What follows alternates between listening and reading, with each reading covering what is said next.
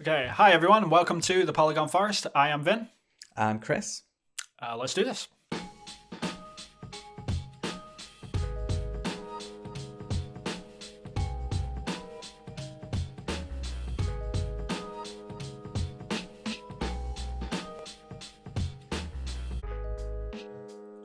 So today we're going to be talking about what are we going to be talking about? We are going to be talking about the death of the PlayStation Store and some of their platforms, but also the Super Switch or the Switch XL or the Switch Pro, whatever the hell you want to call it. 4K Switch.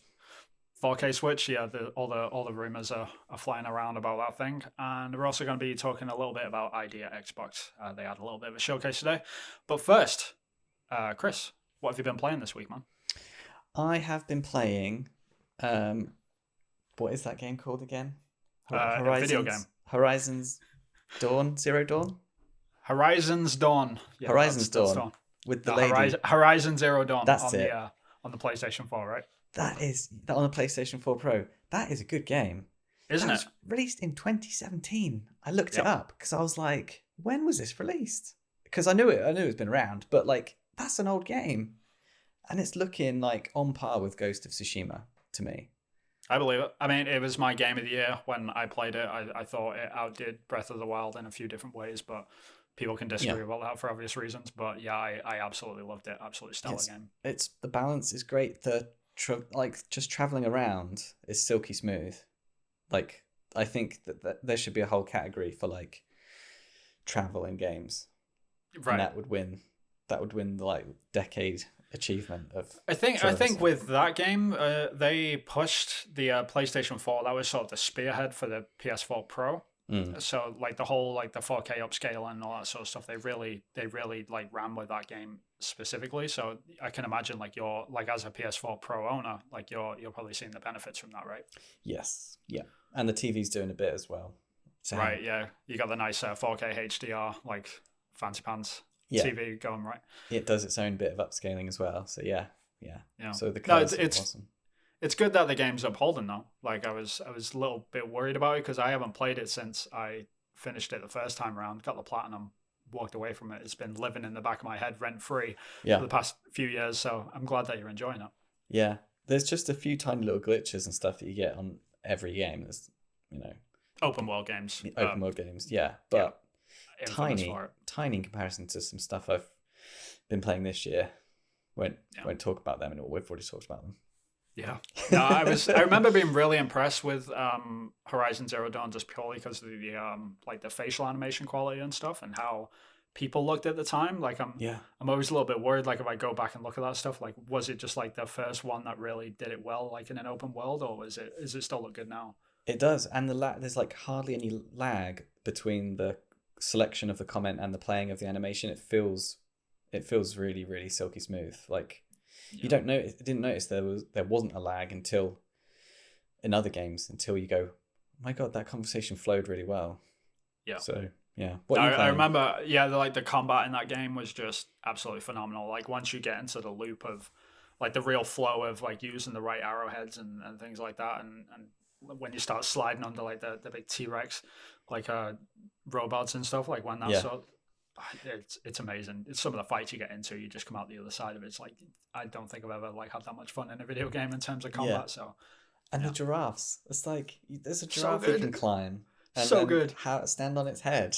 I saw it in the advert and I saw it in gameplay and stuff, but the way it actually is in game is difficult to describe, and like just the technical achievement of that I'm just impressed with.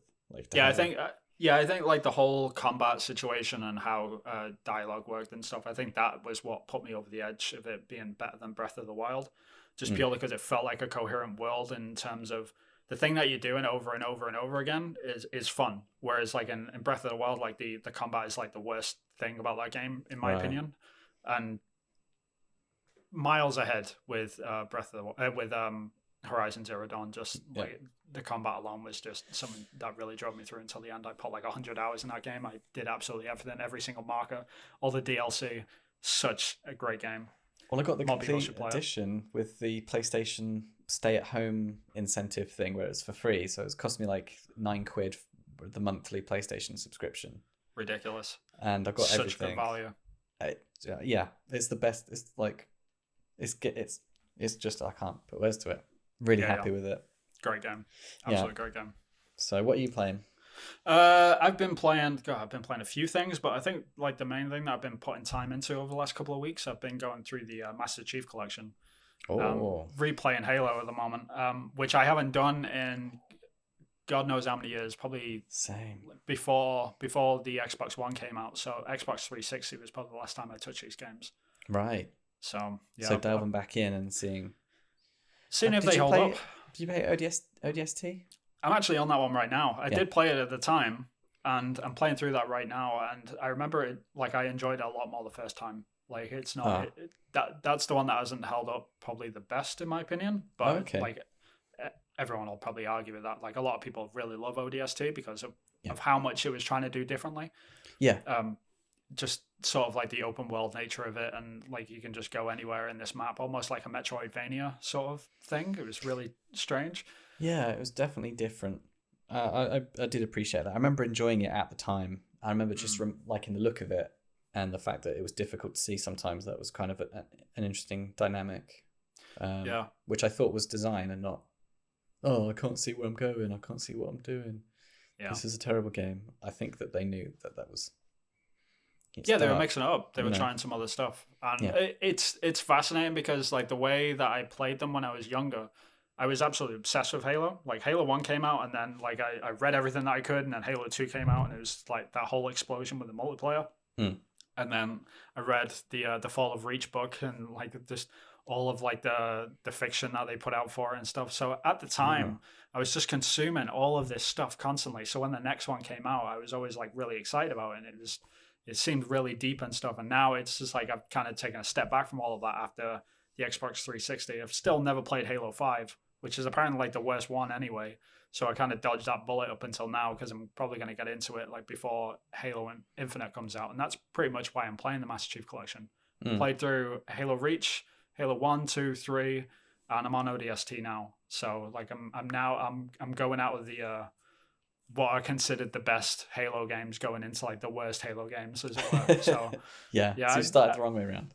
Right, exactly. So there's this one audio thing. You know, you go around and you collect audio tapes. There's this one that just is in my ODST, head, you mean? in ODST, right? Where the guy says kebab about 4 or 5 times in this video. I know which one you're talking about. Yeah. And it just is in my. I mean, it's how many years it's been in there. It's been in my head. It's rattling around like the way he's trying to get this girl to eat a kebab.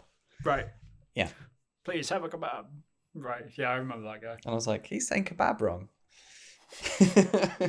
That's an Americanism. That's how you know when the voice actors screw up. Because guy's meant to be South African, so I think he should have. South African, so should have said kebab. Yeah, I should have said it right.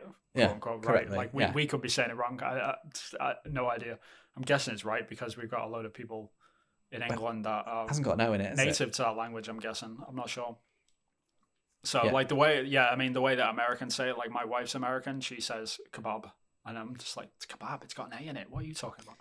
It makes it. I mean, it's questionable meat as it is, and you don't want to go anywhere near a human name with that. Right. Just Bob. Get named after such a horrible meat. Kebab. Come on, Bob. Right. That's a tangent if I've ever seen one. All right, we should move on anyway.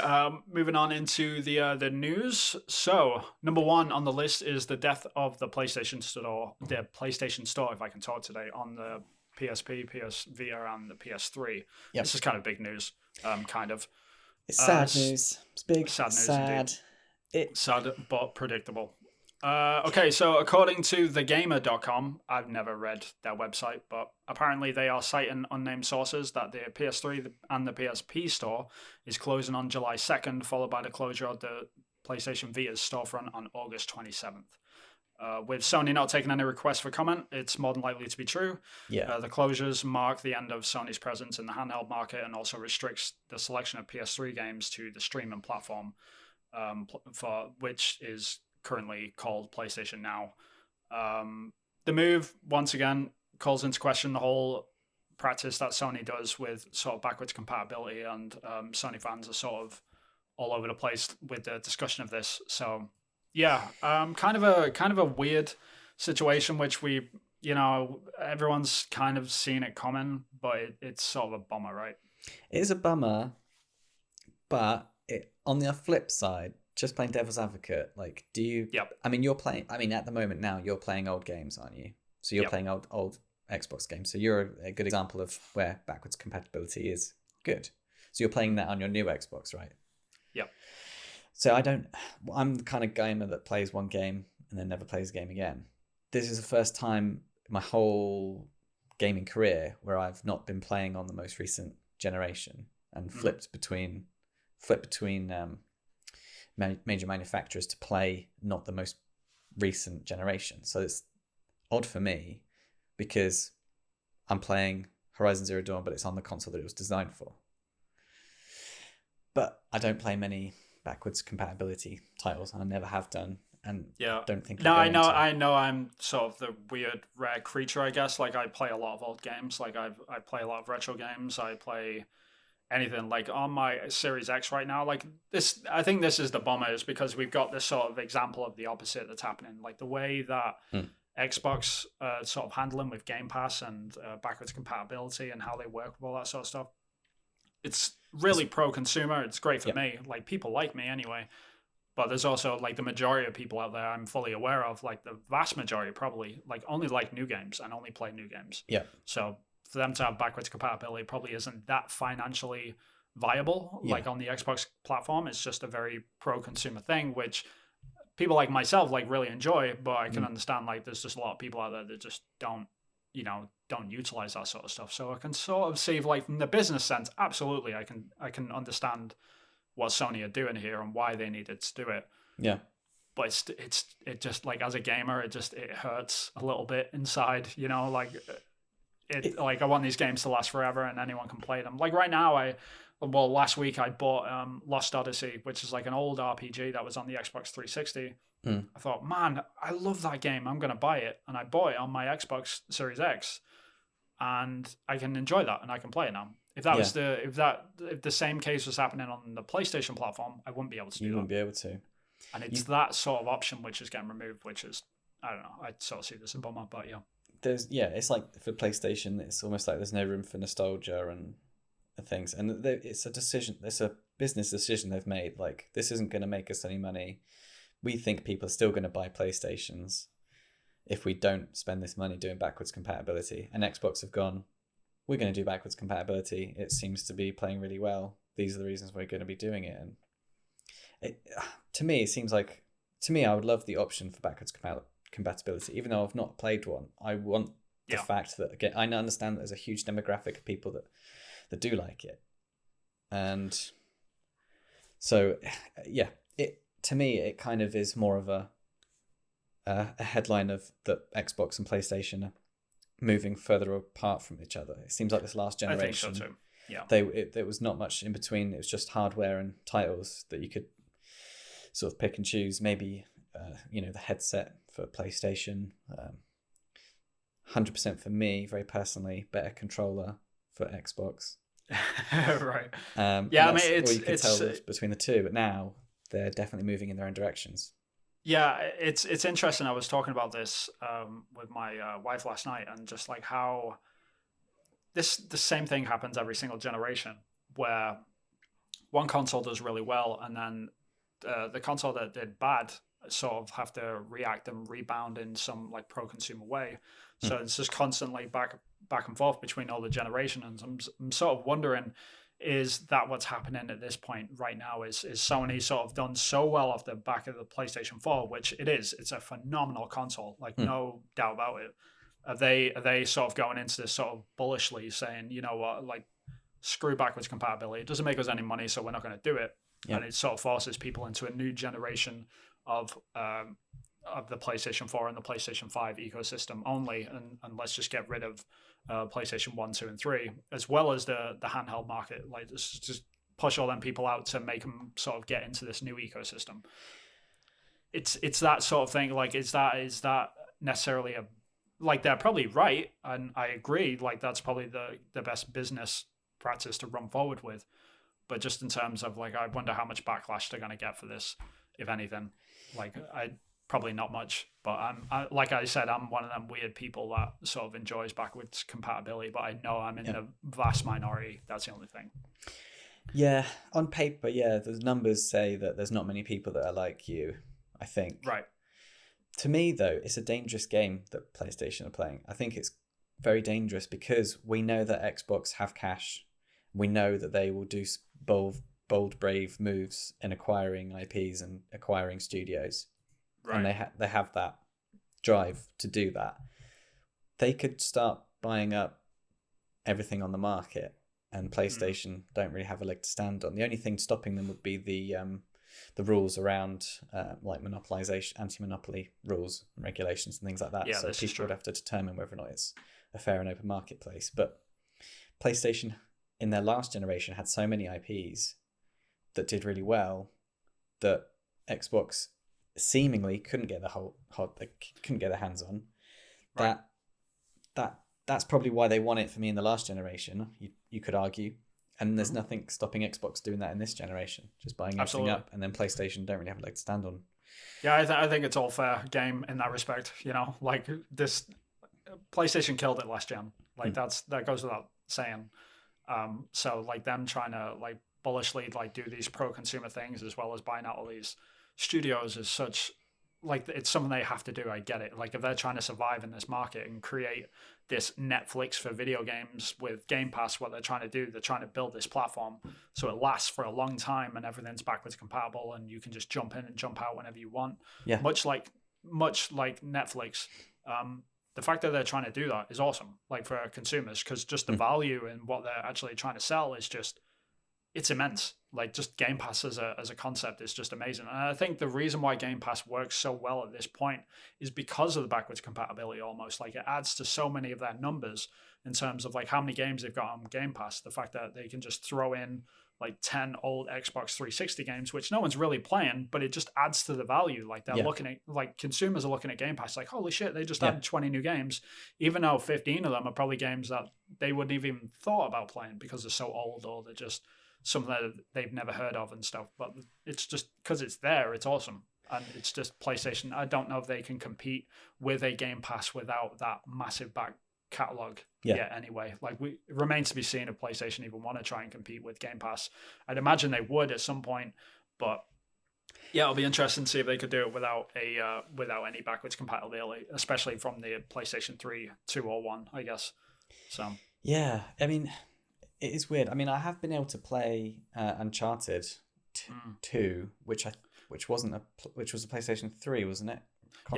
Thing. Yeah, it was on and I've been able PlayStation to play 3. that on PS4. So the big AAA stuff you can still play by the sounds of it. Yeah, I mean, this is the thing. Like this is the big caveat to all of it, right? So the really, really good ones, like the really good games from the PlayStation 3 generation, have just inevitably gotten a remaster at some point, or they've got a remake, or they've got something. Like all of the best games on the PlayStation 3, I would argue there probably isn't any that have been missed off the list that you can't play on PlayStation 4 through like the sort of ports and the sort of remasters and remakes that they've done. Yeah. So it's not like we're losing any high quality games. It's just like in terms of, there's a lot of conversation around like video games preservation and stuff, which people always talk about, which I'm not 100% on board with, because the whole preservation of video games is mostly done by pirates anyway. Like the people in the piracy industry that can rip and burn that stuff. So yeah, it's kind of a fascinating conversation from like 20 different standpoints in that respect. So it's digital media, isn't it? So it's got to keep up with the yeah. I mean, this is the thing that concerns me really more than anything, is the fact that I'm an all digital gamer. Like I only download games. I don't buy games physically, and I haven't since the PlayStation 3. So the thing that worries me, like half of my library on the PlayStation 3 right now is attached to my account. And if they're removing the store, like how long is it going to be before they remove the capability to actually download them games? Because right now, like if they're taking down the store for people that want to buy them games new. So they can't actually buy them anymore. But if you've already bought them, then you can probably still download them for a while. I'm just worried about what happens that day when you can't re-download games that you've already bought. What happens then? So there's always that. It's unless they bring out some hardware like some sort of Like there was a PlayStation 1 you could buy, wasn't there, with a load of PlayStation 1 games? Maybe they'll do PS1 Classic. PS1 Classic. Maybe they'll do the Yeah, same I mean, with, like, this PS3 is. and stuff. I made a note of this. Like, I think the only thing that makes me think that they might be doing something like that is the date that this is happening around, which they're planning to take the PlayStation 3 and the PSP stores on July 2nd. That's when they go down. That's eerily close to E3 and around that season. So if they're going to announce something, the timing sort of lines up. Like, I don't know why they would do that stuff in July. Yeah. So there's always that. They might be announcing something to do with backwards compatibility for the PlayStation 5. Yeah. That is my wishful thinking hat on. I think more than anything that they are probably just pulling the plug on this thing and that's it, and it's done. It could just be that and then lost in the noise of E3. I think so, yeah. I mean, that's the thing. Like, you're right. You know, they could be doing this like while all this other good news is happening. That's when all the bad stuff happens in the background. Like, they do that on purpose. It's a very strategic thing, and it works like ridiculously well. Because then a year later, someone's like, "Oh, why can't I buy games on PS3?" And people are like, "Oh, that died a year ago." And it's like, why didn't anyone like make a noise about this? Oh, it's because it happened in the middle of all the good stuff happening, so no one noticed it. People are too excited for a new right. shiny thing. Yeah. Yep. No, the old shiny things. Yeah. Yeah. Aren't as shiny. Yeah, I mean, it remains to be seen if they've got any plans in the works for either backwards compatibility or if they end up doing something with so many incredible games that they've got on these platforms. It's a shame, but you know, Twilight years. You've got to put this stuff to bed eventually. It's just a shame that, you know, I'm old enough to see it. It brings a tear to my eye. Yeah, same. Yeah. It feels a bit like it makes me feel old. That's for sure. Right. That's what it does more than anything, right? Yeah. But yeah, I mean, the only like major thing which it affects me right now with is the fact that the only way you can play PlayStation 3 games is through PlayStation Now, through a streaming service. Like, there's still no way to play PlayStation 3 games on a PS4 or a PS5, like just through straight conversion, because of like how the processors within the PlayStation 3 and the PlayStation 4 is so different. Like, the architecture of the systems themselves, like the single cell processor of PlayStation 3 is just really hard to emulate on the new consoles. Probably doable on the PlayStation 5, absolutely, but it remains to be seen if they want to put the time and the effort in for that to be able to actually run these games. But we'll see. It's complicated. It's not simple. It's a simple headline, but when you dive into it, the nuts and bolts of it is actually quite there's a lot of it's like 20 different discussions in one. You know, when this sort of thing happens, it's not something that's so cut and dry that you can just, oh, this is what's happening, this is the consequence of it. It ripples out amongst so many different other issues, and I say issues, but like discussions around it. So yeah, some people will be going, well, that I've made my mind up. It will definitely be an Xbox that I'll be getting next console then. Yeah. Undoubtedly. And there'll be a huge amount of people that will not even skim past it on the news articles. Yeah, they don't care about it. A shit. Just like, I had a PS3. It's in my closet. Like, I don't play it anymore, sort of thing. And they just like, I just want PS5 games. Yeah. More power to them. And I think the majority of people are like that. You know, not in a bad way. It's just very different gamers. Like, I'm one of these weird people that I've gotten every single classic mini console. Like, I've got my little Nintendo, like NES, and my little SNES, and you know, my little Mega Drive, and I've got my little PS1, and I'm happy to sit there and play retro games all day. That's cool. I like that. Everyone isn't like that, you know. Yeah. It's the way of the world, as it were. Oh well. C'est la vie. Maybe, c'est la vie. Maybe there'll be a PS3 classic one day. Fingers crossed. It will be. It's just a matter of time. Yeah, it's just whether or not you care about it enough when it's announced. Yeah, that's true. yeah. No, you're right. All right, moving on to the next story. The Super Switch XL Pro is incoming. That's a joke title. It's not actually called that, by the way. No. So according to... to... Called, do we? Right, no, we have no idea. I'm hoping that it's that really long, stupid title of Super Switch Pro XL. That'd be great. Super duper. Super XL duper. Switch, I think. Super duper. You know what? I think you might be right. You're onto something there. Yeah. So, according to Bloomberg News, who breaks absolutely everything these days, I think, the new Switch model will include the new chipset from NVIDIA that supports DLSS, which is Deep Learning Super Sampling, if you don't know, which is sort of the feature that is capable of upscaling Nintendo games up to like 4K have docked. So it's pretty much the same technology which is in the PlayStation 4 Pro, but they're sort of doing it on a handheld level, which is awesome. Like that'd be really, really cool. So the new chipset is also reported to increase the CPU and the system memory.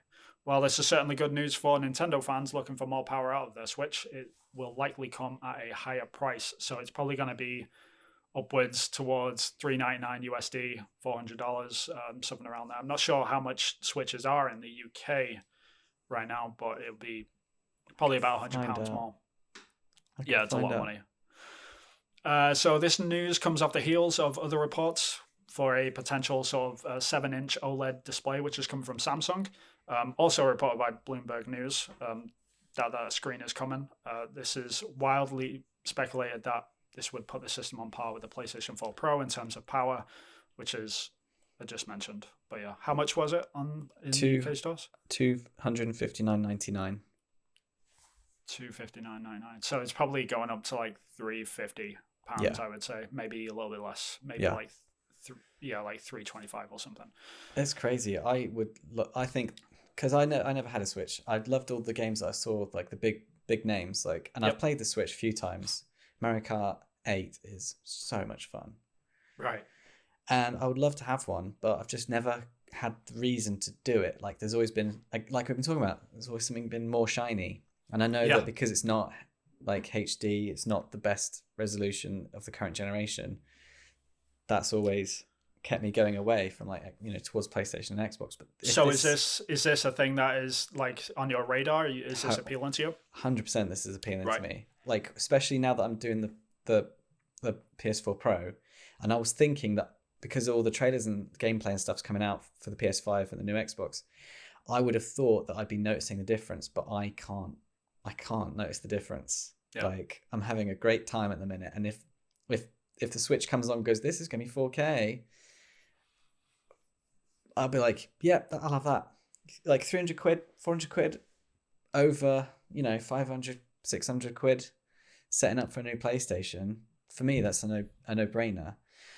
At the moment, it all comes down to the games. To get, if they released a bundle with like the top 5 or 6 Switch games, minus, like, for me, I'm not a huge beat 'em up fan, but I think like Smash Brothers, you mean? Smash Brothers, yeah. So it's just I don't really want to play with. That's all it is. No, that's fair. I don't play Smash Brothers either. I mean, I own a Switch at the moment. Great little handheld, absolutely amazing. The only problem I ever have with Nintendo stuff is the same one I've always had, which is they rehash a lot of ideas over and over again. Like it feels like you're playing remakes and remasters of the same IP over and over again. Saying that, Mario, yeah. Saying that, I think Nintendo have had a really good generation so far. Like Mario Odyssey is one of my favorite games from the past 5 years. Like it's such a good Mario game.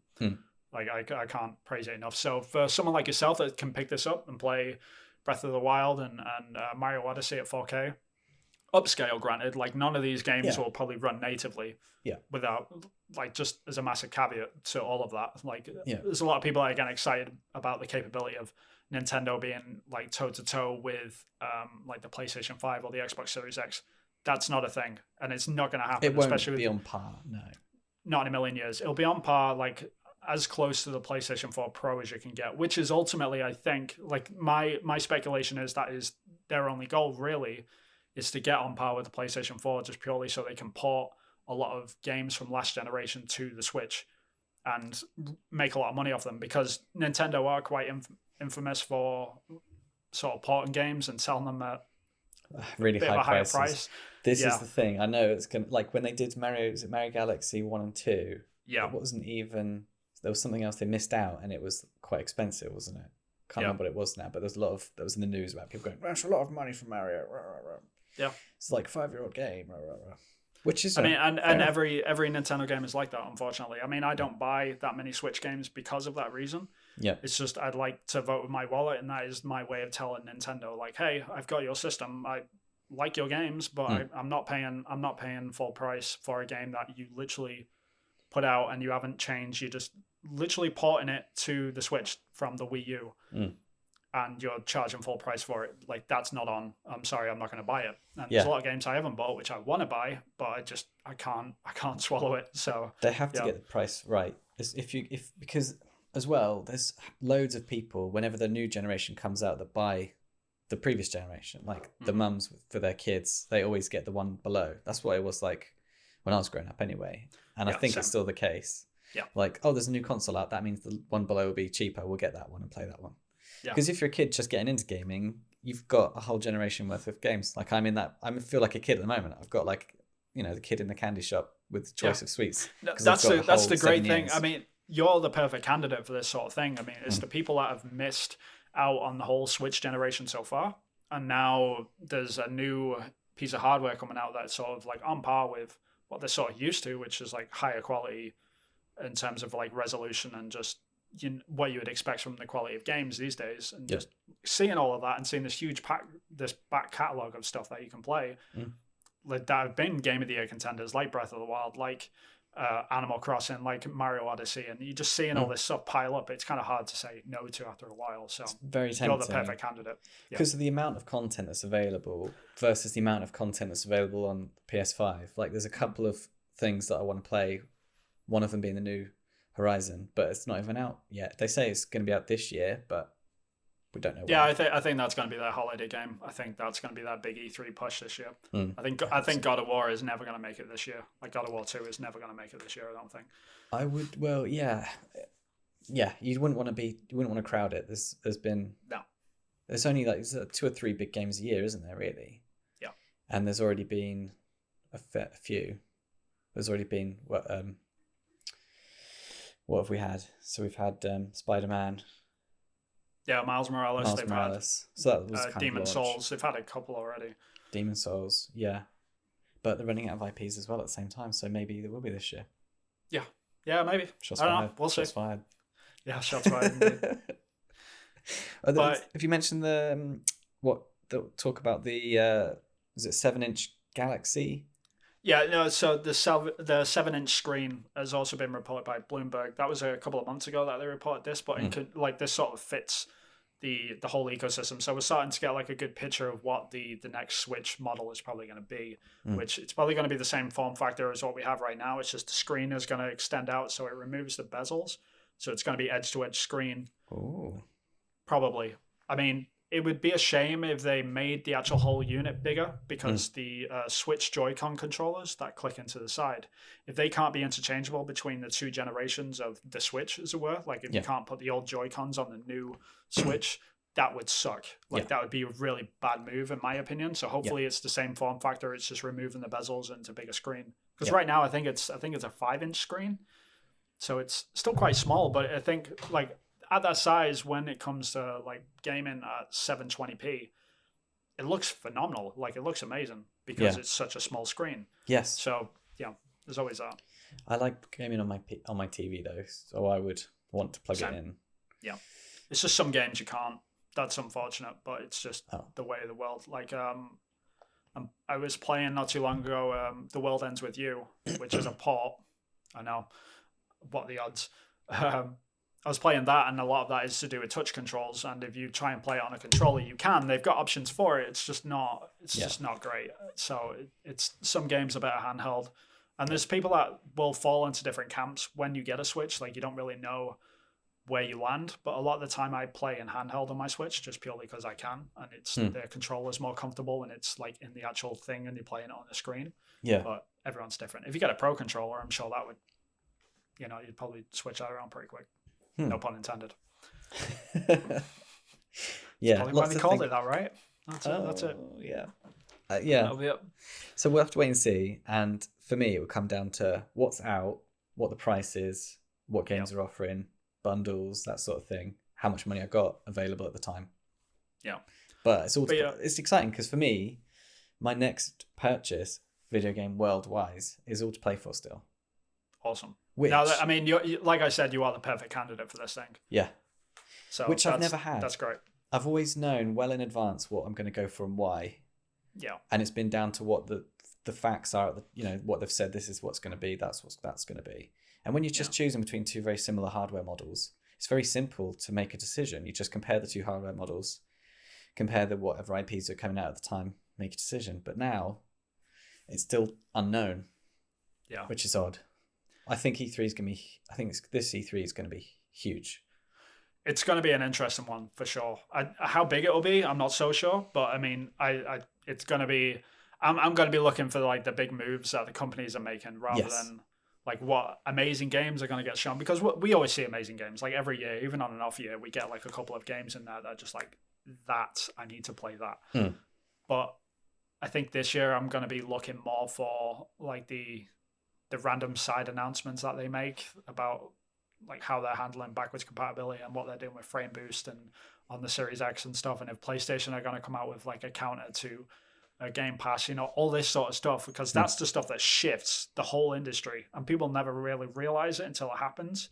Like a couple of years ago when Xbox was sort of dancing around the idea of buying up studios, when they came out at that one press conference and said, hey, okay, we bought Ninja Theory, we've bought these they bought like 10 studios or something, and they just announced them all at E3, and everyone was like, what the hell? And everyone in industry, like all the people that were working in our studio were just like, this is crazy, like what they're doing.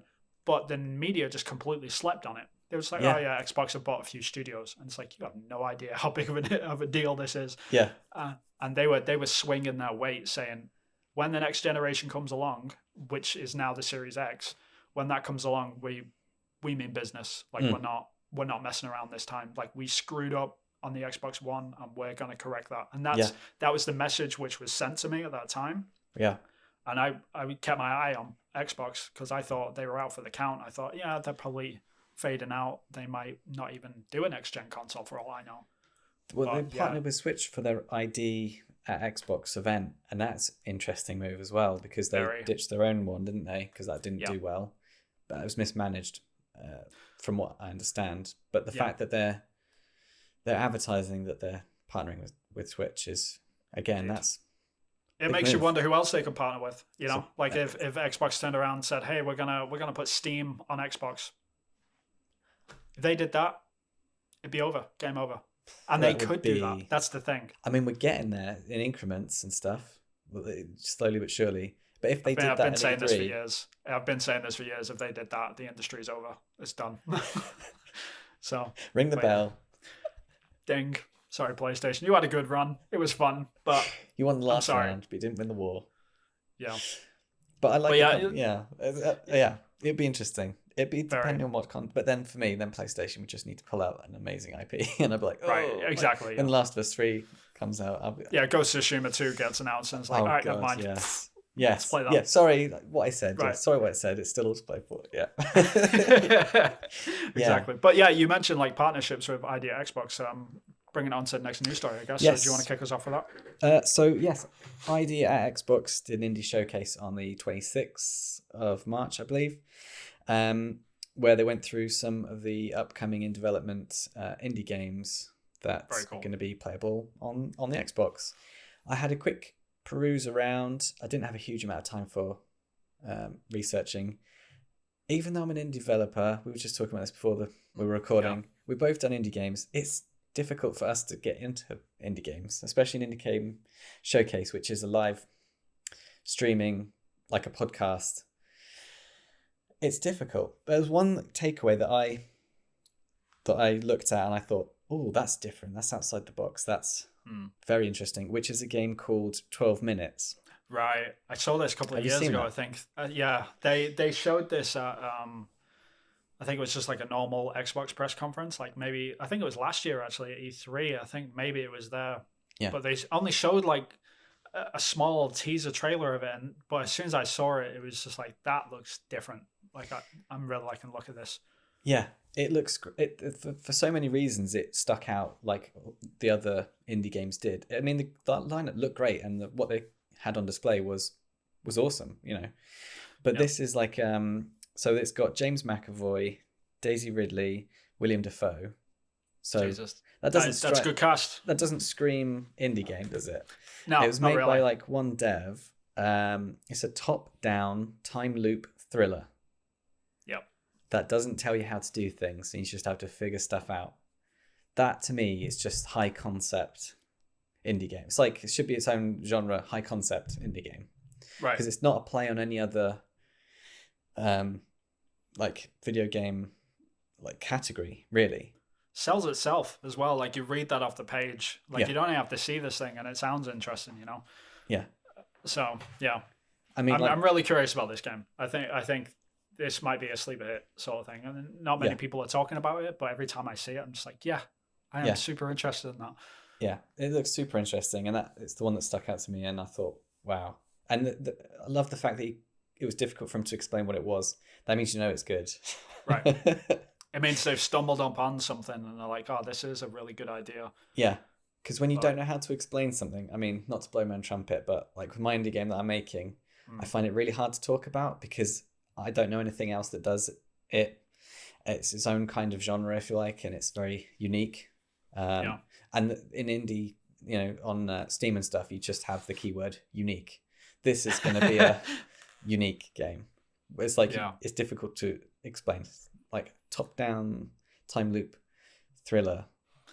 Yeah, it's strange because like we know like this like being when you're actually making a game itself, it's not like you come up with like a high concept a lot of the time and you integrate it and then it just works like that. You're like, okay, yeah, that was a good idea. 9 times out of 10, you're just trying stuff out in lines of code, or you've come up with like a random feature that doesn't really pertain to the whole high concept of the game, but it just works. And then after a while, you've got like this sort of amalgamation of just like all these weird like different ideas, but it sort of works together coherently. And then when you've got to try and explain that to other people to try and sell your idea, it gets harder and harder. Yeah. So it kind of feels like one of those things, Yeah. So whenever I hear that, recognize it, I go, oh, that's interesting. So that's kind of like, that's right up my street. So yeah, that's one that I was going to mention. Check out the stream. It's still up on the internet. You can have a look at it, but that's my kind of major takeaway. You didn't catch it, did you? No, I didn't. I think it was like 3 hours long or something, right? Like it was a beast. It was long. I mean, we've discussed this before. Like the whole, like indie games are great, and I love them, and I love playing them. Like when you come across the really good ones, they're just as good, if not better, sometimes than the big AAA games. But they're not as easy to sell in terms of a big conference sort of thing. Like when you put them on a screen, they often look not as good because the production value obviously isn't there, like in terms of compared to other places. Like it can still look amazing. Like if the pixel art's done really well and the animation looks tight and stuff, but it's very hard to make a full package that looks to the same quality as a AAA game. So it's just a lot inherently. It's just a lot harder to sell. So when you're like just watching these things on a loop for 3 hours, just over and over and over again, like the gameplay might be amazing, like how you actually play and like the ideas within them. But when you're showing snapshots like in a trailer for an indie game, like some of them just like look absolutely terrible. Like if you showed like a quick snapshot of like a game like Undertale, right? Quick snapshot, don't explain any of the mechanics. Yeah, it's like a random RPG that's kind of like a NES game. Like everyone would be like, yeah, that looks terrible. Like no one's ever playing that game. Exactly. Yeah, it's like a game of the year contender and it's amazing, but it's kind of hard to sell. And I kind of get that feeling with 90% of indie games out there. I think that's because with AAA games, the art and the visual style is always a key selling point because you can put money into it and it takes a lot of money for things to look beautiful and good and great. I agree. And indie games, a lot of the time, what makes a good indie game isn't the art; it's a mechanic. And even if it just looks generic or just okay, like playing the game will give you 100% more information than looking at a trailer with indie. When it comes to indie games, with AAA games, I don't think that's as much of a divide. Like Overcooked, like if I saw a trailer for that, I'd never play it. But I was at a games conference and I managed to play it.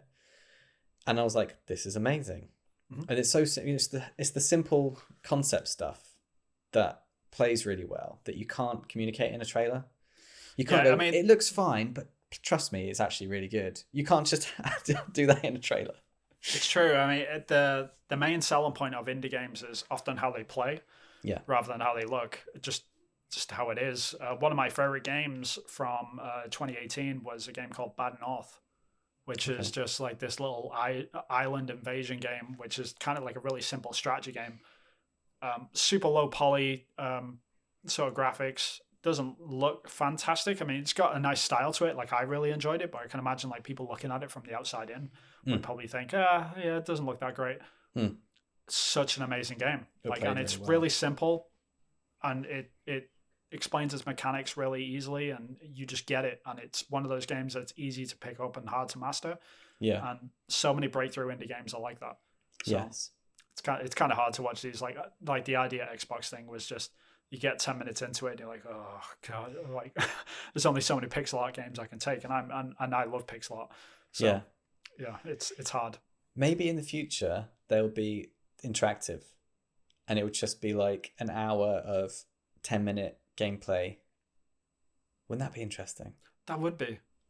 Why isn't that being done? You know, like, because we got the capability now, because we can stream like actual games to people now. Like, you can play them. Yeah. Like, why not do that? You know? Yeah, it could still be like a community event where you could still have presenters and people talking you through things. Yeah. Like a live mass game demo. I would buy more indie games if that happened. Yeah, because saying that, most indie games are designed inherently so you can pick them up and you're playing the game really quickly and easily. Yeah. Very seldom do you pick up an indie game where it's just like tutorials, you know, for the first half an hour, like they do in AAA games, because they sort of have to, because they're introducing you to this 40-hour sort of beast, so they've got to sort of break that down. But for an indie game, like, a lot of the time, like some of the best indie games I've played are the ones that are finished in like 3 hours. Like that's some of my favorite games, because you can just replay them things over and over again. They're still great. So, and the discovery of the mechanic is part of the game. It's not a prelude. It's the experience. Yeah. Yeah. Have you got a favorite indie game from the past few years? I recently played Thomas Was Alone. Such an amazing game, which I have been putting off for years. And again, I love that game. One of those games, if you tried to show that to anyone, they'd just be like, yeah, that looks terrible. It's a bunch of cubes. It's squares and rectangles interacting with each other. It looks terrible. Why would you play that? Then you play it, and the voiceover and just the stories are just like, this is incredible. Like, what you can do with a bunch of squares and rectangles. Like, you have emotional connection with a few pixels on a screen that can move. So it's good. Crazy. So yeah, I've been playing that. That's one of my favorites. Side note, do you remember having Mike Bithell come over and do did we have this conversation already? You mentioned it, and I tried to have a good think about it, and I do not remember Mike Bithell, the creator of Thomas Was Alone, right? Yes, the creator of Thomas Was Alone. He came to our university and gave a talk. Yes. Something to do with probably game design or something. But I don't remember a single thing. It was in the second year, so it's okay. We weren't supposed to be paying attention. We're probably drunk or something at that point, I'm sure. Yeah, but it was, we were supposed to be, anyway. But more importantly, it's because it was like 10 years ago. That's probably why. Yeah, that's probably it. No offense, Mike Bithell. Like, I'm sure it was very interesting. It's just, we weren't very communicative, I guess. Or there's been a memory implanted that you don't have, because Ollie also doesn't remember. Ollie Hoff, the graphic designer that designed their merch recently. I was speaking to him. He didn't remember it either. So it's possible that I've had a false memory implanted in my brain. It's a possibility. Yeah, maybe you just like him that much that I wanted it to. Yeah. Right, this is getting weird. That's it. Yeah. What about you? Indie game? What indie games have you been playing? One that I just mentioned, Bad North, is one of my favorite indie games over the past few years. Hyper Light Drifter is another one. Such an incredible little sort of a play on A Link to the Past from the SNES, like the Legend of Zelda: Link to the Past. Very much that sort of type of game. But set in sort of like a cyberpunky world, kind of like Akira-esque, but it's all pixel art and it's very stylized. Very, very cool little game. And you can get on anything these days. I think it's on every single platform. Other than the main handhelds. It's on Switch, it's on PS4, it's on Xbox. Like, pick it up. It's a great little game. That sounds cool. I was I bought the bundle of, was it Journey and Swim and Flower, I think? Flow, not Swim. Flow. So Flow. Yeah, so the Genova Chen games, right? Yes. Yeah. That was great. Journey is amazing. Like, one of the best. the main reason why I love Journey so much is because it has the balls to only be 2 hours long. I love that. Yeah. I absolutely love that. It's just like, this is a game from start to finish. It's 2 hours long. Play it, enjoy it, get your thing out of it, and play it again if you want. But you Or don't have some to. would say that's the tutorial. See. Now it's all getting meta. This is all getting a bit deep. Yeah. No, I love that. One of the things I loved about that game is just the sound design, like where the musical elements are so sewn into the world and the mechanics of the game.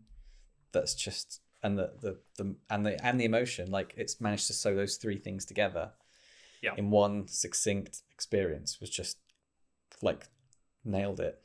Yeah, very much like my favorite game of all time is Eco, and it's very much in line with the sort of vibes of that game. Yes. So the first time I played Journey, I was like, oh yeah, this is like, this guy likes Eco. Oh yeah, like, I know this. He has to. Like, yeah, right. Like I've played this game in somewhere in my emotional like mindset somewhere. Like this game is right down mine. Yeah, it's got to have done. And then I read like a couple of articles a few years later, and I was like, yeah, totally played it. Oh, he did. It was Austin Wintory, wasn't it? The video game composer that did. Right. Yeah, he did a really good job with that. I still listen to that soundtrack sometimes. Amazing. Awesome.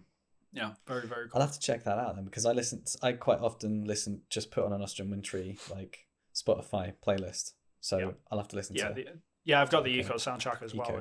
It's very minimalist, and it plays off the beats of the game, so it's kind of similar to that respect. So check it out. You're making me want to play that next. Actually, you should. Eco is an amazing game. Like, everyone should play it. Is it on PlayStation Store? Nope. This is the problem. The only place you can play it now is on PlayStation Now, or it's on the PS3.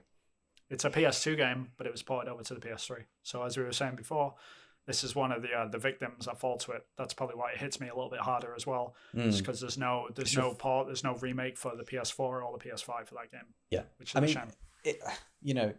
You're a concept artist working in, is it the largest video game company in the world? Studio? Yep. So the largest video game studio in the world. It's your favorite game, and it's not supported on the platform. Makes me sad.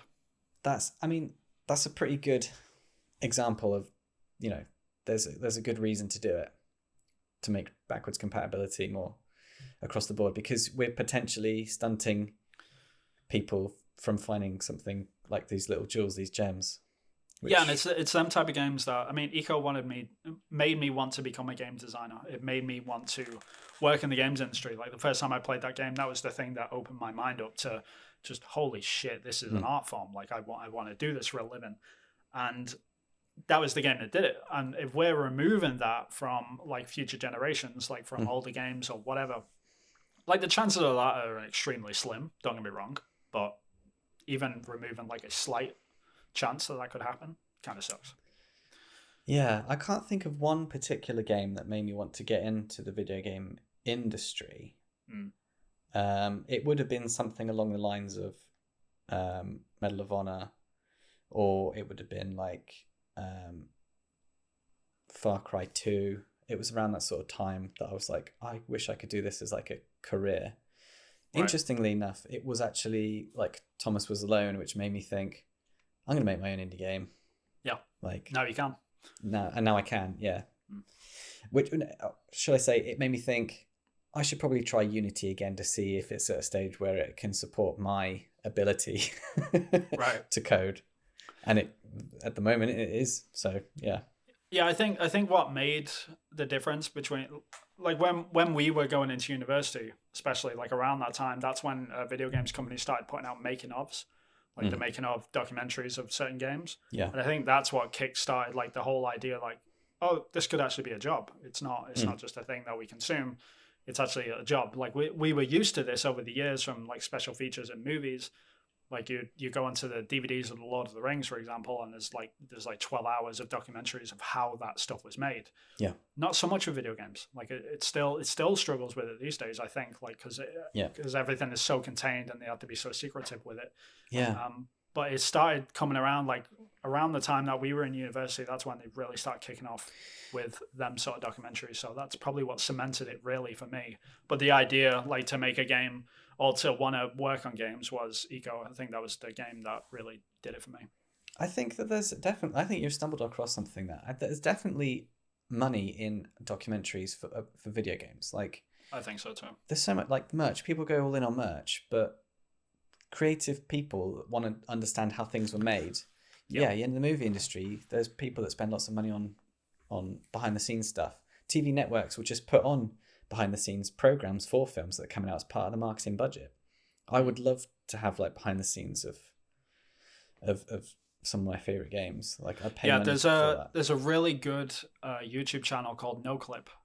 If anyone's listening to this and they're really into like games development and they're interested in If you got this how far. games are made, if you've gotten this far, he makes video game documentaries just from his Patreon. He used to work at GameSpot. He was a journalist over there, and then he quit. Made a new company. They're on Patreon called No Clip. It's Danny O'Dwyer. Really, really, really cool guy. He does a load of stuff with Bethesda. He did a really good Doom documentary, how that was made. The new Doom, the 2016 version. Yeah. Incredible.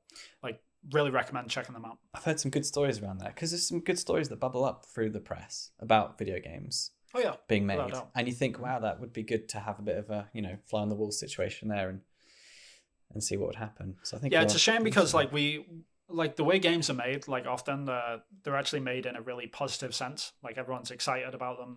They're really enjoyable to make. But the only things that sort of bubble up to the surface now, like within the games press, is like the negative stories of how games are made sometimes, which is a shame. I think we need to sort of balance that out a little bit if we can, because it's not actually like that. Like, as someone that works on games, like, I don't like all this negativity that's constantly cropping up about like abuse and like crunch and all this sort of stuff and how people are treated, and it's not like that at all. Like, the majority of the time, what? Like, you're looking around going, where is it's it? not like, I can't see any. It's bananas to me, because like most of the time I'm having a blast, and so are the people around me. Like, people that are apparently victims of all this sort of stuff, they're having a blast too. But then these odd stories come up, and that's what gets all the focus, rightfully so. Like, if it's a really negative story, like, it needs the attention. Yeah. But it'd be nice to see like the positive sides of these things as well, so people know that it isn't just like this hellhole where we're all like getting whipped at our desks to like finish our last drawing before we go home at 2 a.m. Like, it's not like that. It's strange to me. Yeah. So, with our timing at the moment, how are we for time? And what should we do? The Ghost of Tsushima and the BAFTA, and then wrap up in terms of time? What do you think? Sure, we can do.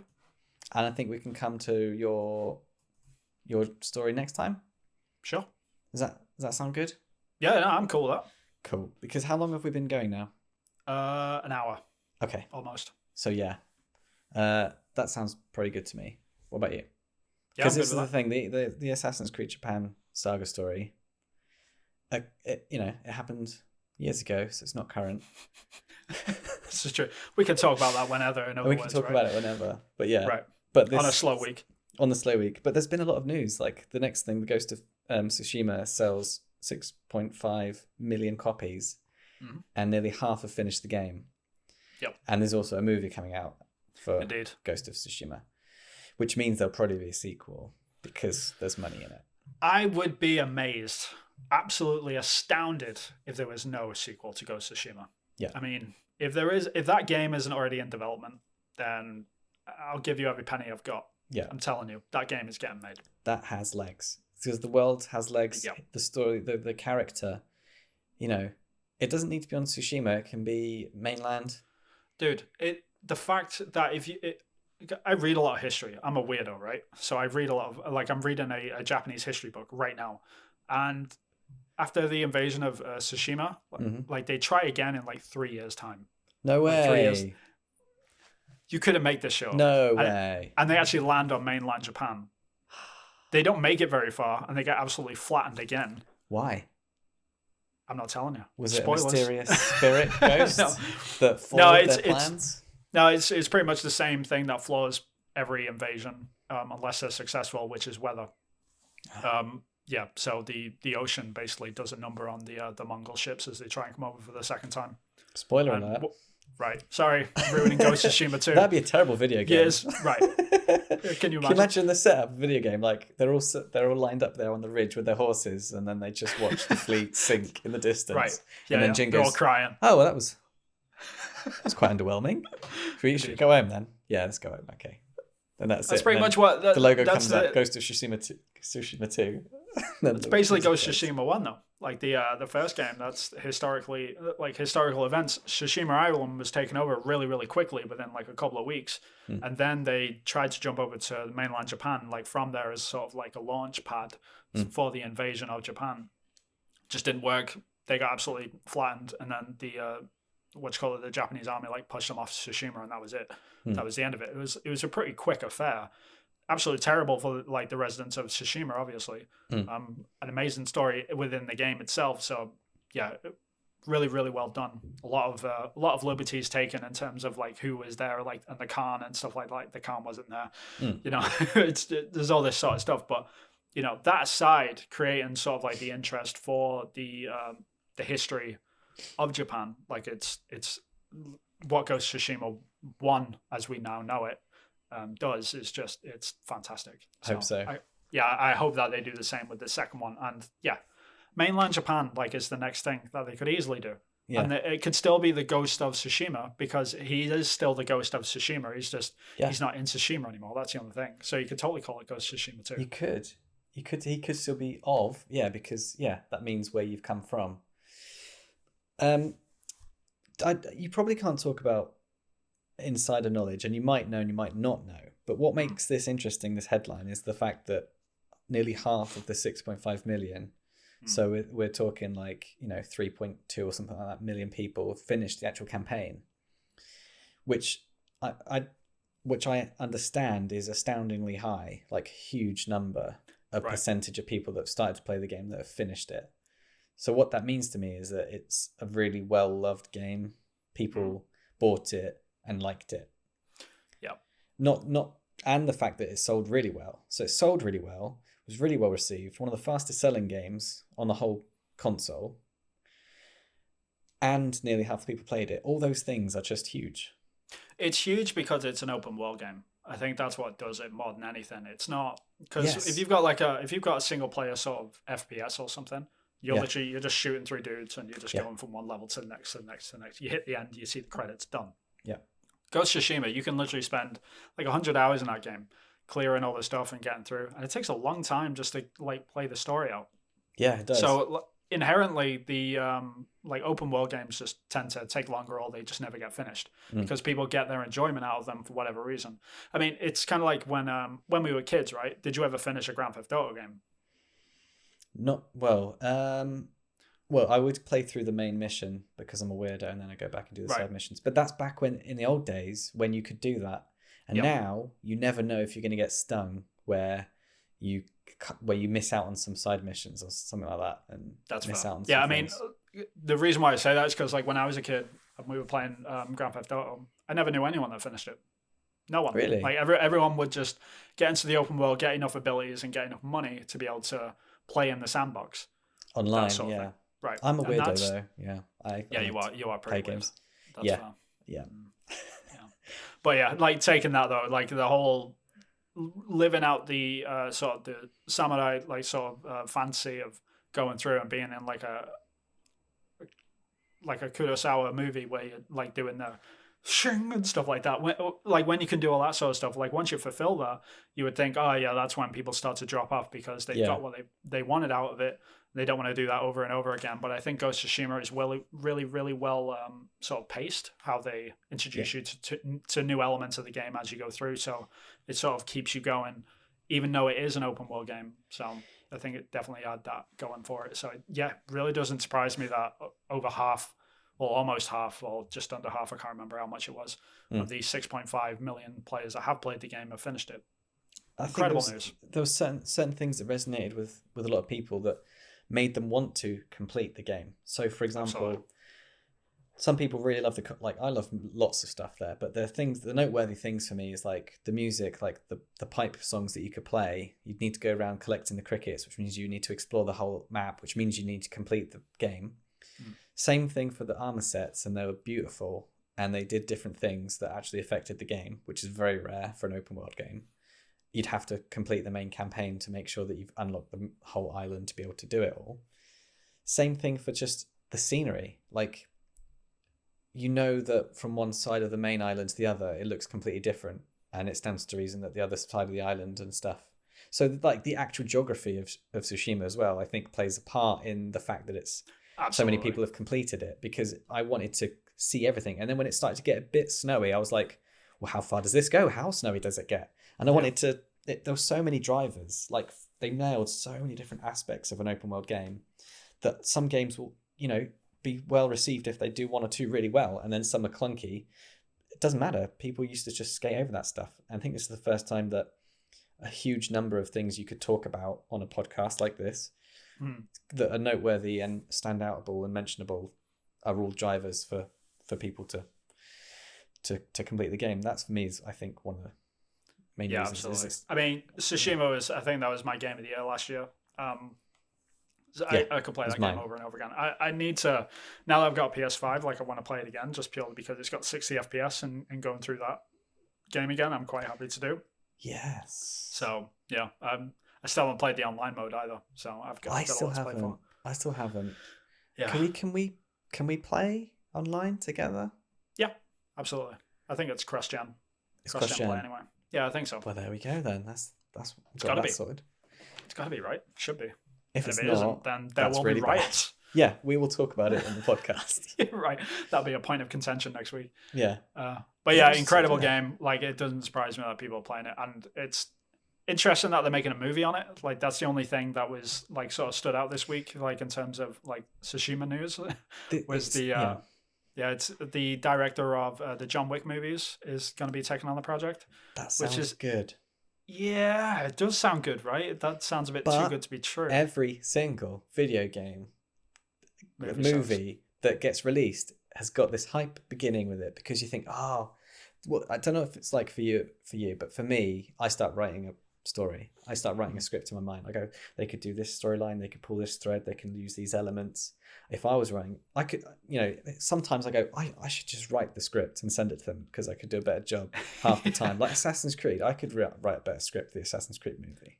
Yeah, anyone could. It was terrible. I would probably write a good. I would like to write a series for Assassin's Creed. I think that'd make a great TV show.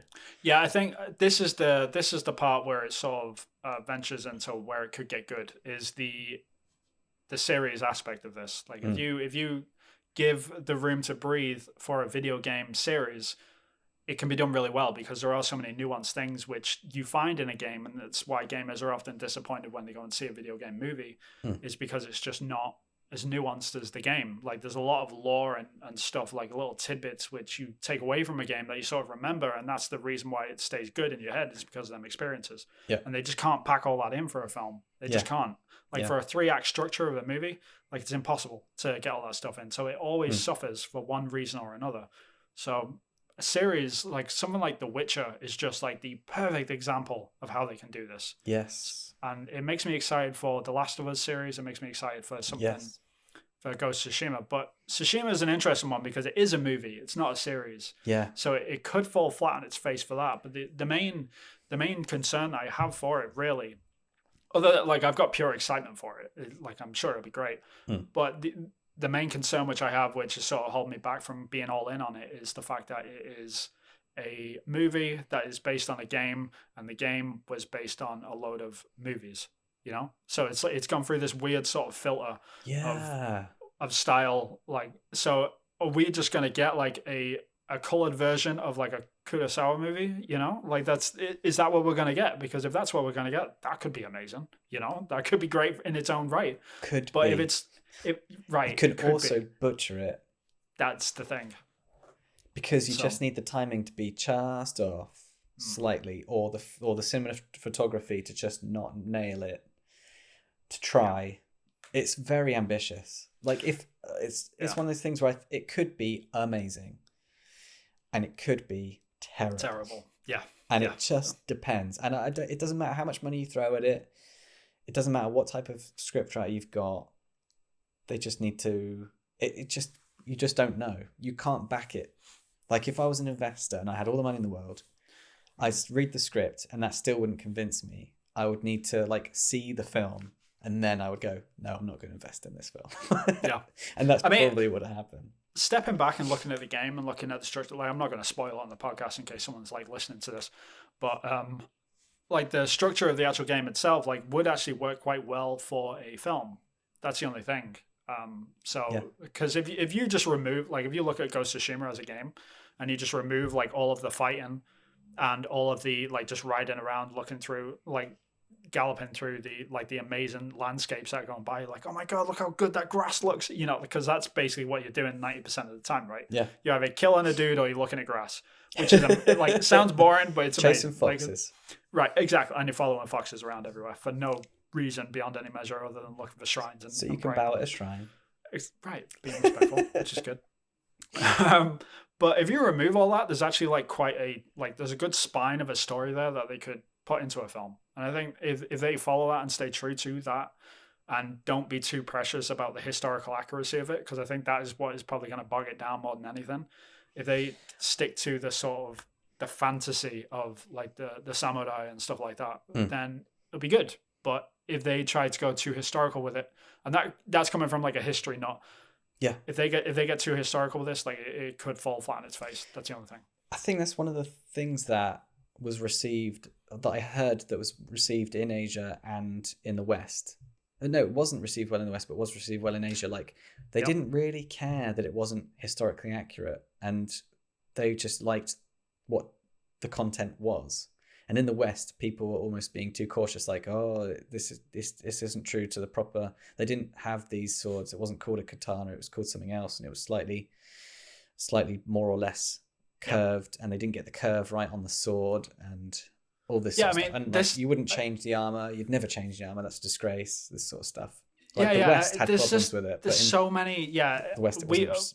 I find this a lot because obviously I work at Ubisoft in Montreal. We deal with Assassin's Creed, and we deal with what I've come to call, not like this isn't like an Ubisoft thing, but like just as being a history nut and reading stuff online, I call them rivet counters. These people that are just absolutely obsessed with historical accuracy, and if it's not perfect, then they freak out and they're just like, yeah, no, I'm not consuming this piece of media.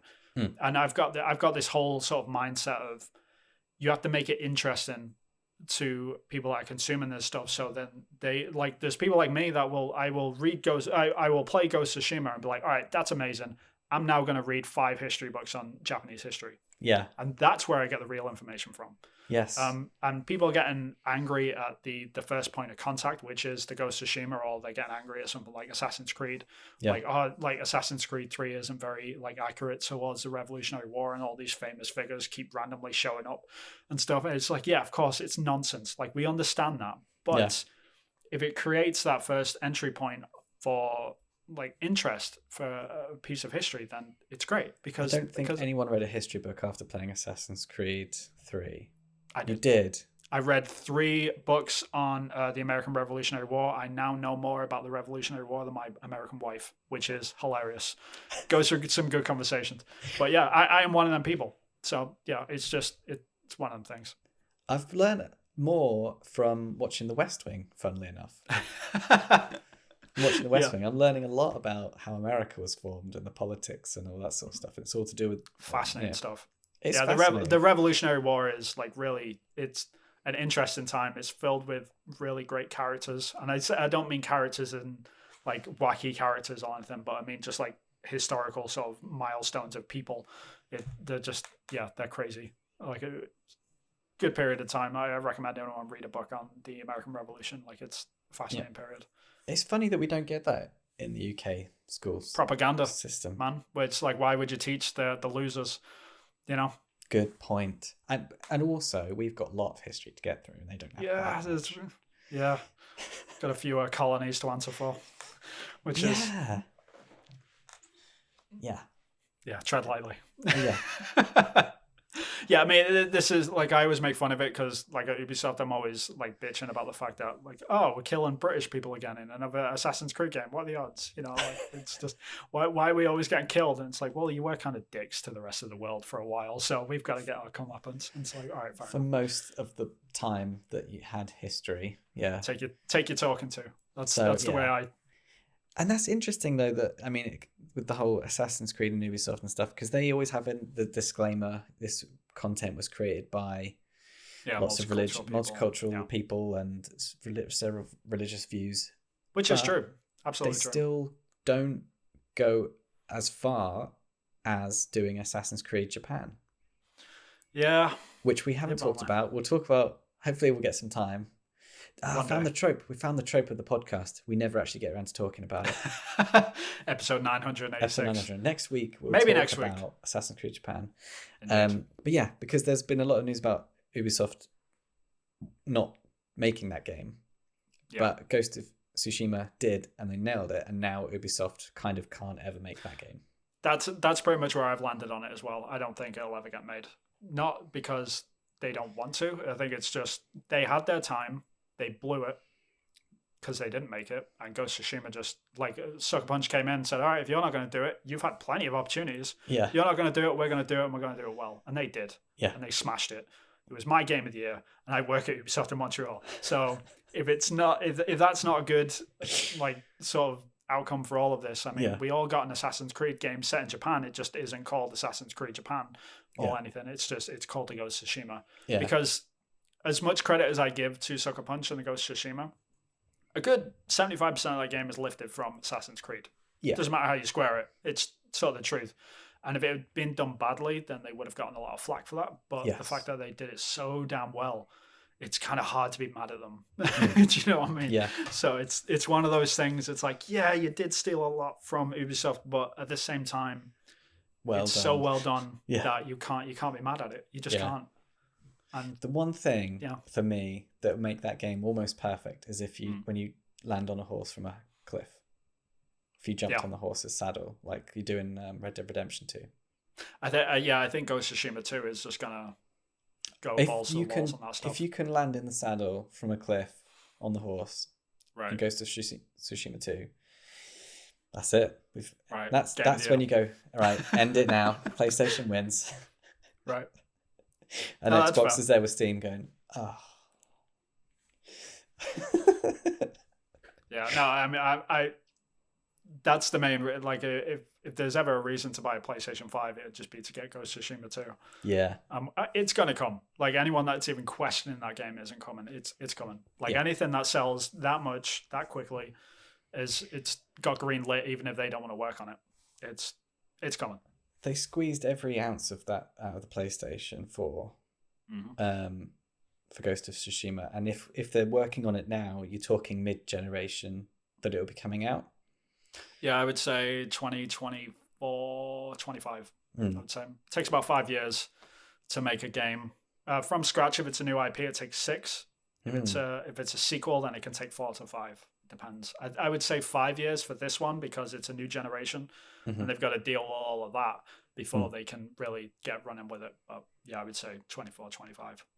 What if they go down the Last of Us 2 route and everyone's expectations just get blown out of the water and half the people it depends who you believe. Half the people love it, half the people hate it. 10% of the people hate it. 90% of the people love it. I don't know if they could do that. I mean, even if you got 5 minutes into the Ghost of Tsushima 2 and Jin Sakai was killed, it'd still be a great game. Because that game is, like, the main reason why people love Ghost of Tsushima is not so much of the story, which is a good story, don't get me wrong. Love the story. But the main driver for that game is the gameplay. Like how you're fighting with the katana and like how like the landscape changes and how you move through stuff and just like the scenery going by and all the abilities and stuff. That's the thing that makes it fun. Whereas The Last of Us sort of has the opposite problem of the reason why The Last of Us is held up in such high regard is because of the great story of the first game. And like everything sort of rests on that. So I don't know like how much they could mess up basically. As long as they keep the core gameplay in Ghost of Tsushima 2, it doesn't really matter who is the main character or who isn't. Like for all I know, Ghost of Tsushima 2 comes out and it's a new main character. Character. And why not? Yeah. If they are able to tick all the boxes again and just have next gen graphics, I don't even know what that would look like. Amazing.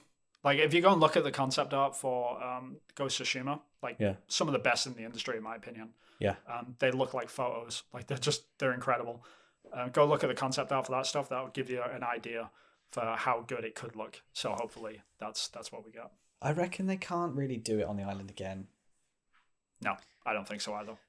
Just thinking about like the first one, and if they did a second one, because you're in a new generation of console, would they remodel the island again? It already exists. It's already geographical location. And the problem, which they, in a good way as well, like for the first game, when you're traveling through the island, like you sort of start off in like one season, and by the time you get up to the North Island, you end up in winter, and you see like the changes as you go up. Like you get to one region, the section of the island, and it's all autumn-esque, and like all the maple leaves are red in the fall, and then in the next section, everything's beautiful and green, like it's the middle of summer, and then you get to the north, and it's all snow and winter. So they can't even change the climate because like all you're doing is just flipping the island around or something.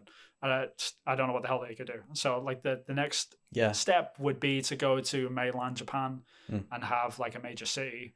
Yeah. Next, I just don't know what they would do. I'm sure it's going to be incredible. Use the crunching power of the new gen to get more polygons in, because a lot of it was spaced out, which is why the loads were so quick, because everything was really spaced out, and the actual number of polygons on screen was quite low, because a lot of it was like the grass and the bamboo and the leaves and stuff is all different to how you'd like a city would be, lots of polygons and lots of surfaces and lots of textures and stuff.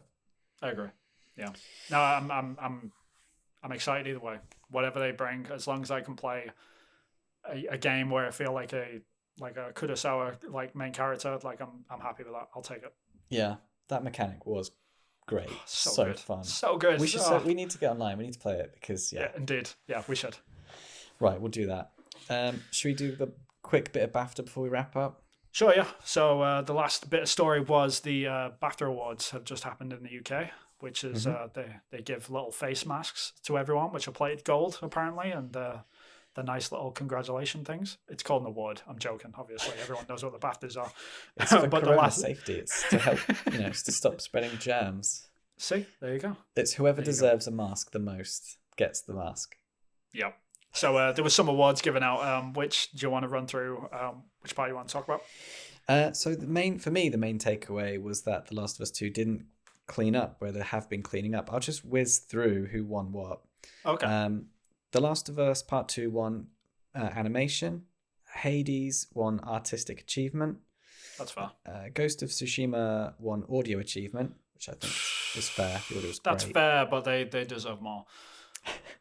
Hades won best game, which is interesting. Sackboy Big Adventure won British game. Carrion, which is one that I've not heard of, won best debut I haven't game. played this. Best debut, okay. Sea of Thieves won evolving game, so with the updates and stuff. So that sounds fair. I've heard there's some big changes they've done. Sackboy Big Adventure won family. Hades won games design, which is interesting. Animal Crossing New Horizons game beyond entertainment, so the community aspect of that, I guess.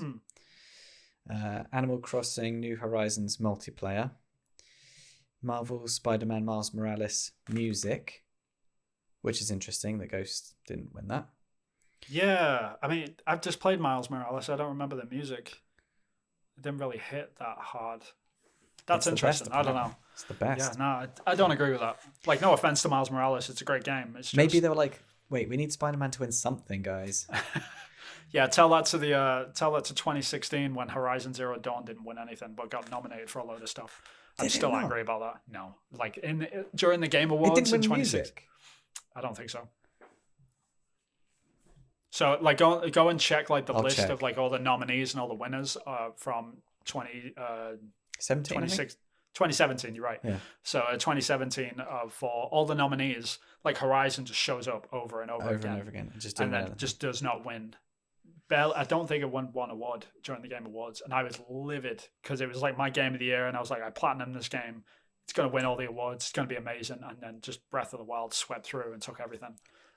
And just robbed them. Absolutely robbed them. Oh, I was not a happy guy.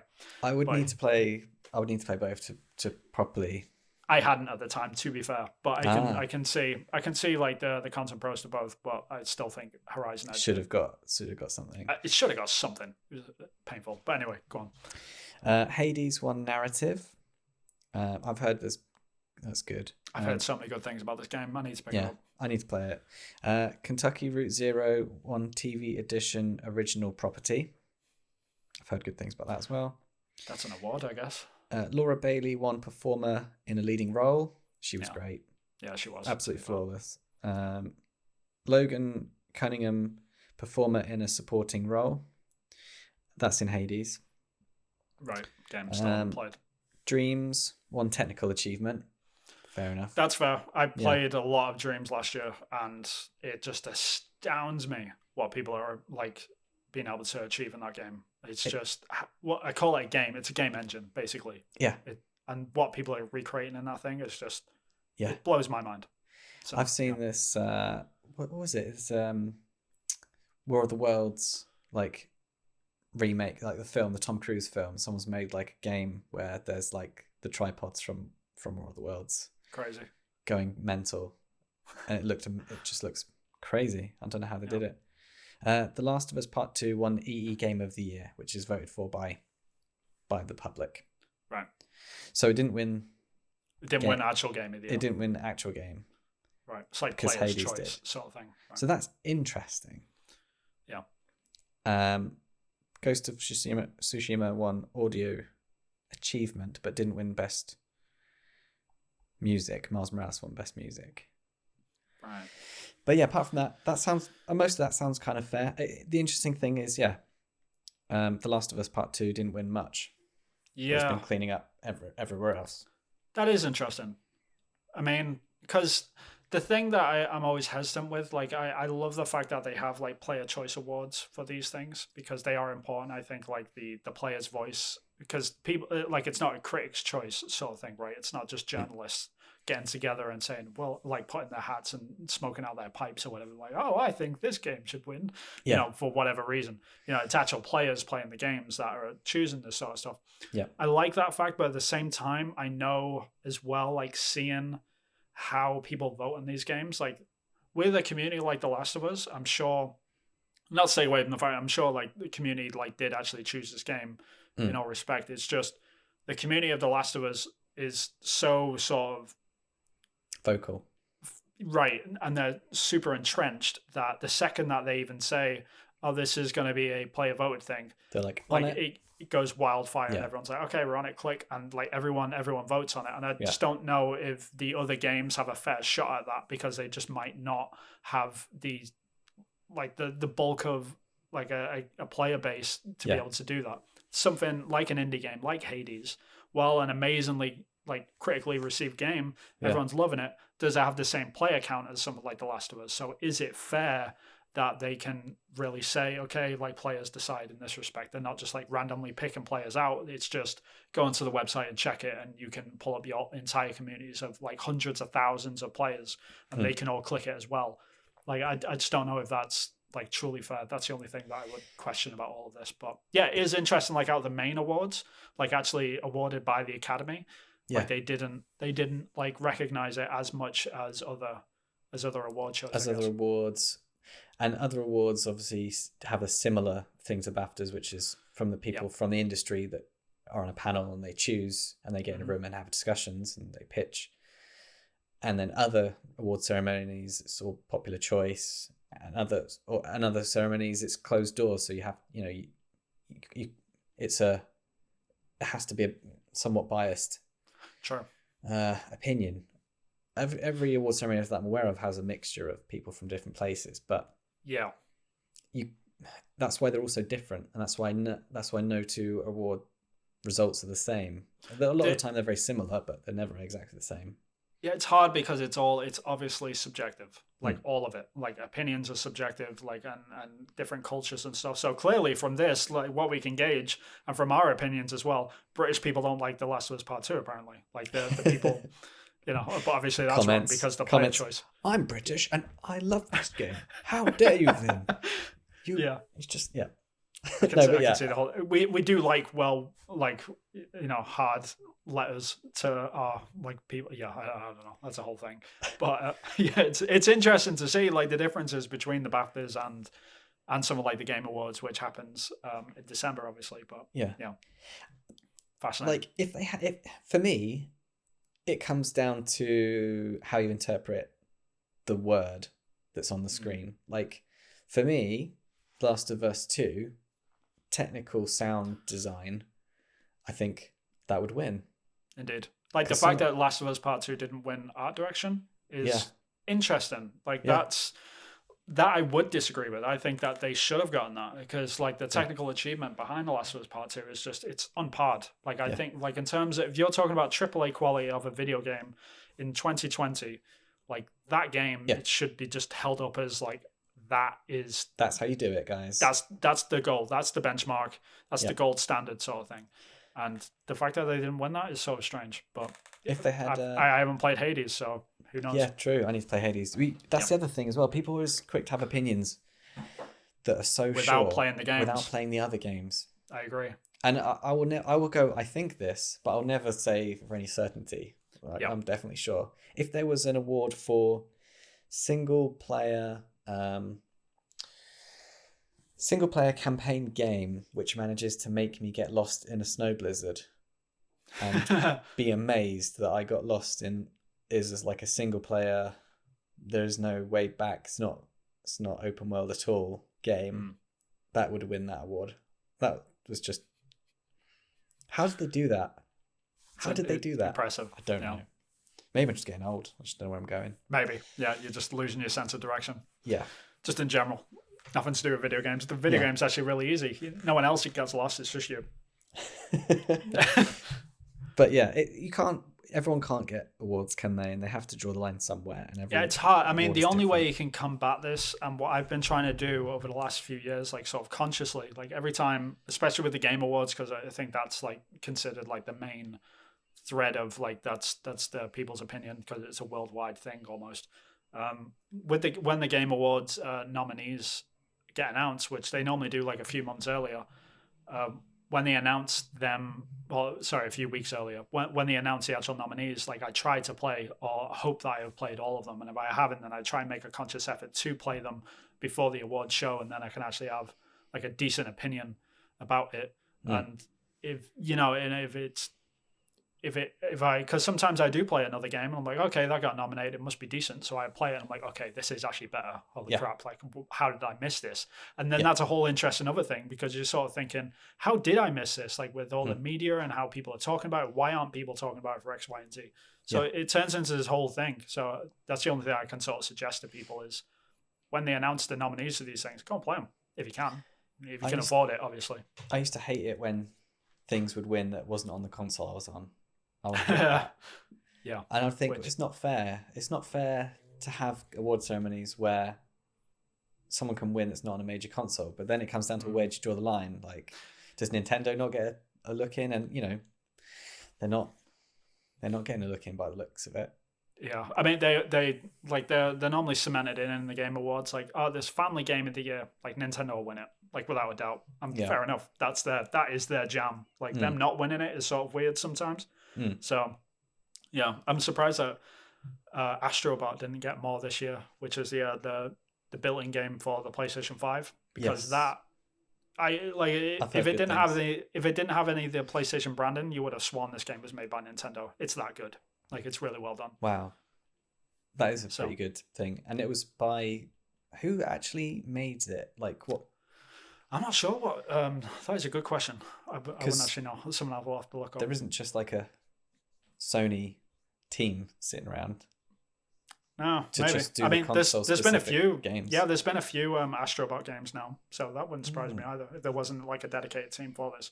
And if there is, they need to be doing more. They need to do like thought out games that are actually like this is getting sold as a $60 game because they're great. Like they're really amazing. It's kind of like even my wife, she doesn't really play games. She likes to watch a lot of games. She's like a backseat gamer. Girlfriend reviews too. Yeah. Right, pretty much.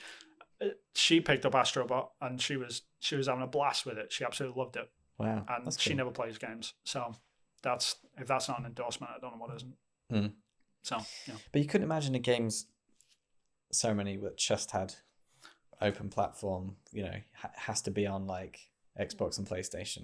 You couldn't imagine that, could you? I mean, they do that. Like every year, there's like a PlayStation only awards, and then they'll have, but it's just not considered like the main awards sort of thing. Yeah, because it's obviously like it's obviously biased because Xbox are gonna like give it to their first party titles instead of a third party, if that makes sense. So because they want to boost up their sales and revenue. So there's a lot of red tape that you sort of have to predict. And on top of that, like gamers just don't trust any of these either way. Like they constantly think they're all rigged or something, which the majority of them aren't, obviously. But it's you got to contend with the backlash of Twitter constantly saying, yes, the Game Awards are rigged and stuff. Yeah. Right. Is there anything from the studio side of things when you win awards? What is that like from in a studio? Is it like company email, like a birthday? Like, congratulations, everyone! We won this award. There's some cake in the pretty much. kitchen. I mean, the first game that I worked on at Ubisoft in Montreal was Watch Dogs Legion, and we had a really good E3 that year, and we won like a ton of E3 awards. And the way that the E3 awards used to work anyway, when it was physical, they used to walk around and go to the booths and put the stickers on the booths themselves for what place they came in from that outlet. So like from like IGN second place for Game of the Show or whatever, like you get one of those. And our booth was absolutely covered in these stickers for Game of the Show, which was amazing. Like we had a really good E3, and just obviously that turned into like a whole company, like everyone celebrating. Like we obviously had a meeting and everyone was like cheering and clapping and stuff. And them things matter, like for morale, like especially when you're working on a game that hasn't been released yet and it's at E3 and people are talking about this sort of stuff, or you're working on a sequel. And like how getting awards like that is a huge morale boost. So they make it helps you a lot more of a difference than people think. Yeah. In the short term, like that celebratory thing, but then also in the long term with it's like, that's a good feeling. I'm going to chase that with your work that you do. People are actually excited about this thing. Like I want to do better, sort of thing. So So it does have an impact. I think it does. I mean, everyone's different. I mean, there's people in the studio that don't care. Obviously, I'm sure. Like there's a couple of people here and there that's like, yeah, we got an award. I don't care. Like you could win Game of the Year, and all they're looking at is, are we getting a bonus, sort of thing. Yeah. There's always going to be people like that, but I think the majority of people like really appreciate the fact when that sort of stuff gets recognized, because it makes you want to do better, and that's the best. It's the best thing that you can do. I would love to win a games award. That for me, that's when that would be the ultimate. That's just like, I would like any award. I wouldn't mind anything. Like for a game that I made or was part of, I'd be like, see, that's the next step. So step one is get on credits of game. Next step is win award for said game. Yeah. I need to move up from special thanks. Yeah, I've been on that list a couple of times, and there's always that moment like, I wish I was in the dedicated sections. Yeah, but sometimes no one knows who I am. Right. I think I was in the special thanks section for Assassin's Creed Valhalla, which was like, that stings a little. Like, you did legit work for that. Right. That's just how it is. It depends what department you're in and what team you're working on, and and who you do the work for, and like there's a lot of weird politics in video games, like studios. So it's a big video game, and just figuring out many people worked on what and did what and where. Hundreds and hundreds of people. The list on those Assassin's Creed games, I don't know what it's like. What the Valhalla one is actually, because I haven't finished it, but they're huge, aren't they? So it's understandable that it's not going to be, what's the word? Is accurate, because it's you were a concept artist on that game. Yeah, there's content in there that you drew with your hand. Yeah, but like if they don't know who you are, or you're part of a different department, or like you did like a short mandate for something and they don't quite know what, it's just like they don't know how substantial the work was that you did. Like on Assassin's Creed Valhalla, there's like probably like 50 different concept artists at some point or another through all the studios and through freelance and all that sort of stuff. Probably worked on that game, but like when the credits are going by, you'll probably only see like a few names, which are like the senior concept artists.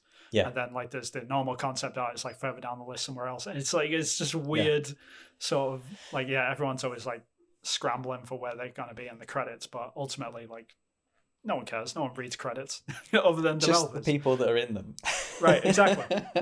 But So it really doesn't make a difference. If I was compiling the list, I would just go around going, who's in what team now? And that is going to be on the game. It's like, well, I just started yesterday. You're in the team. You're on this. That's it. Yeah. I'm just doing who's in the team now.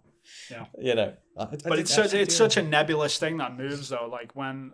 Like at the start of production, you'll only have like 10 people working on the game, and in the middle of production and production year, what we call like the main bulk of the production, like once a game gets greenlit and it's gone through like all of it, and you're trying to get through like the alpha and beta stages of it, that like year and a half that you're working on that hardcore, like you just blow out to like an astronomical amount of people, which it could be 200, it could be like up to 1,000 people that are just working on the game hardcore over that year and a half. And then in the last year of production, like sort of like the last 6 months when everything's winding down, but the quality is starting to ramp up because you're polishing off the edges, you're closing the game, as they say. Like that last 6 months, like the team just shrinks down. It's like a really focused group of people trying to get the thing out.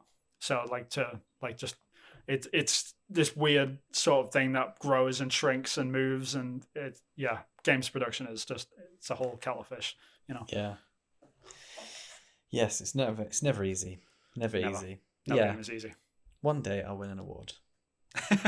That's on the list. Yeah, me too. Christ, like one day. One day, and we'll play some Ghosts. Indeed. So we should probably wrap this thing up.